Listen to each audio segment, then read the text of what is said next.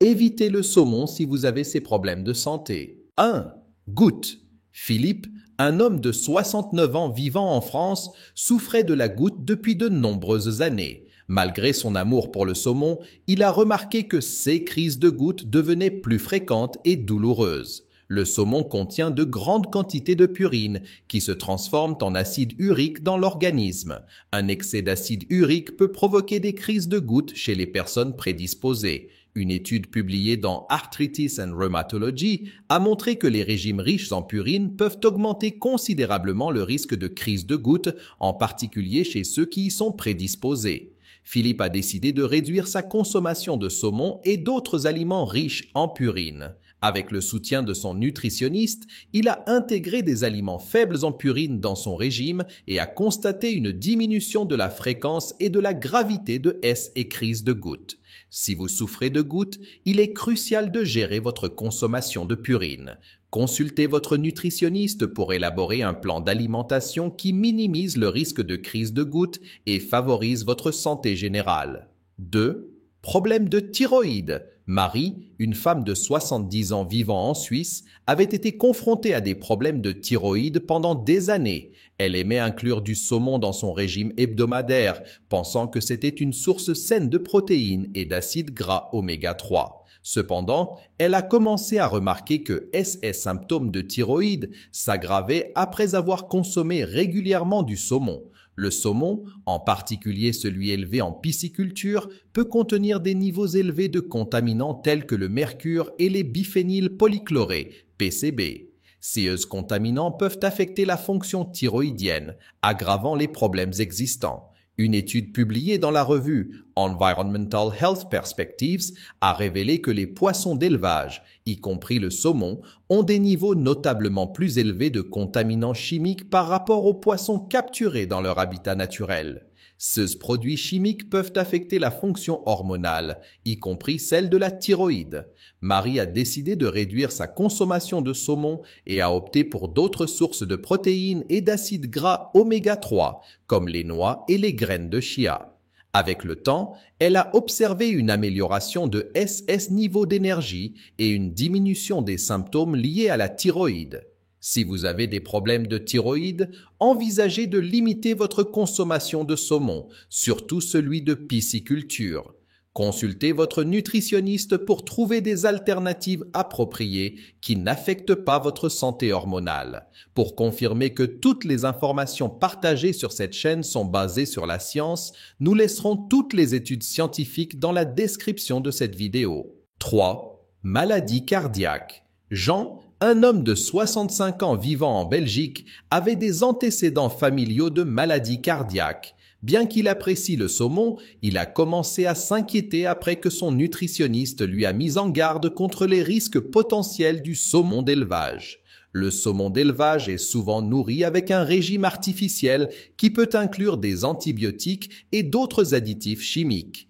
Ces additifs peuvent contribuer à l'inflammation et augmenter le risque de maladies cardiaques. Des recherches publiées dans la revue Journal of Nutrition ont démontré que les acides gras oméga 6 présents dans le saumon d'élevage peuvent augmenter l'inflammation, un facteur de risque clé pour les maladies cardiaques. Jean a décidé de réduire sa consommation de saumon d'élevage et de chercher des sources plus sûres et naturelles d'acides gras oméga 3, comme le saumon sauvage ou les petits poissons comme les sardines. Si vous avez des antécédents de maladies cardiaques, il est recommandé d'opter pour des poissons capturés dans le milieu naturel plutôt que ceux d'élevage et de parler avec votre nutritionniste des options sûres et saines. 4. Hypertension. Camille, de 72 ans, vivant en Suisse, a été confrontée à l'hypertension pendant plusieurs années. Bien qu'elle aime le saumon, son nutritionniste l'a mise en garde contre les effets potentiels du saumon d'élevage sur sa pression artérielle. Le saumon d'élevage peut contenir des niveaux plus élevés de sodium en raison des méthodes de stockage et de conservation. C'est ce qui peut contribuer à l'augmentation de la pression artérielle.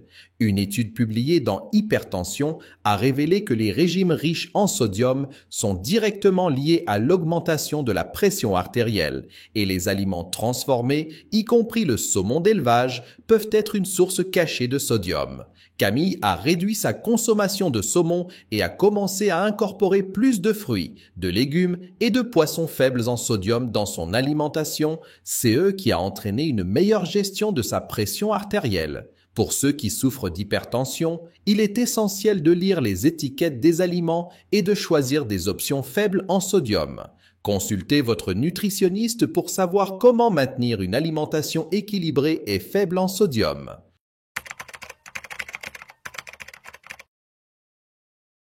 5. Diabète de type 2.